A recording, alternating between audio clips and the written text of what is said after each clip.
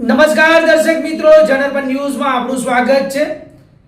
હું છું આપણો મિત્ર કંચન પરમાર। આવો સાંભળીએ આજના મુખ્ય સમાચાર।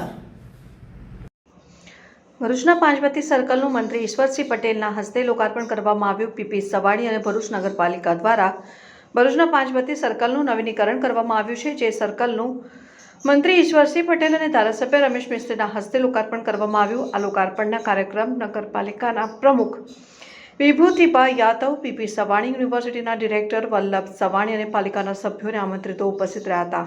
રિપોર્ટર બલવંત રાઠોડ, જંબુસર। આડસમા પાંચબત્તી વિસ્તારમાં પીપી સવાણી યુનિવર્સિટીના કરતા હતા રમેશભાઈ સવાણી અને એમની ટીમ દ્વારા અંદાજિત 32 લાખ રૂપિયાના ખર્ચે નવા સર્કલનું ઓપનિંગ કરવામાં આવ્યું છે।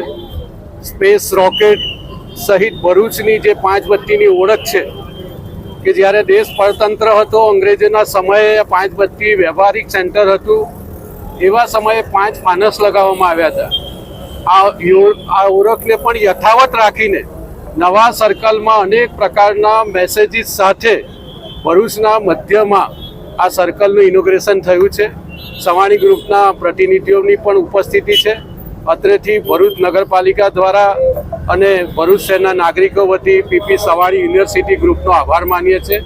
આ જ પ્રકારે શક્તિનાથ સર્કલનું નવું રિનોવેશન થઈ રહ્યું છે। સોનેરી મહેલ ખાતે પણ જે સરદાર વલ્લભભાઈ પટેલની પ્રતિમા સાથેનું સર્કલ છે એ પણ નવું બનાવવાનું આગામી સમયમાં આયોજન છે। વેજલપુર બંબાખાને પણ નવું સર્કલ બનાવવાનું આયોજન થઈ ચૂક્યું છે। આની સાથે સાથે દેશના મહાપુરુષો એમની પ્રતિમા લગાવવાનું પણ લગભગ તમામ સર્કલો ઉપર આયોજન થઈ ચૂક્યું છે। આજે આ સર્કલના લોકાર્પણથી ભરૂચની સુંદરતામાં વધારો થશે। આવનારા દિવસોમાં ભરૂચનો સ્ટેશન રોડ છે એ રાજ્યના મુખ્યમંત્રીએ આઇકોનિક રોડ તરીકે જાહેર કર્યો છે, એનું કામ પણ આગામી 15-20 દિવસમાં શરૂ થવા જઈ રહ્યો છે।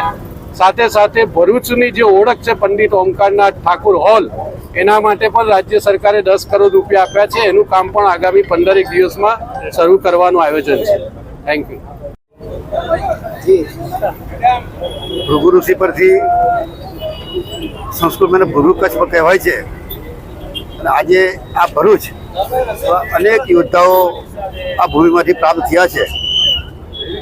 પંડિત ઓમકારનાથજી, કનૈયાલાલ મુનશીજી જે સ્વતંત્ર ભારતના પ્રથમ શિક્ષણ મંત્રી તરીકે પણ રહ્યા છે, અને એઓએ એ વખતે વૃક્ષારોપણ માટેની જહેમત કરીને તમામ વિસ્તારની અંદર વૃક્ષોનું વાવેતર થાય એ માટે પણ પ્રેરણા એમણે આપી હતી।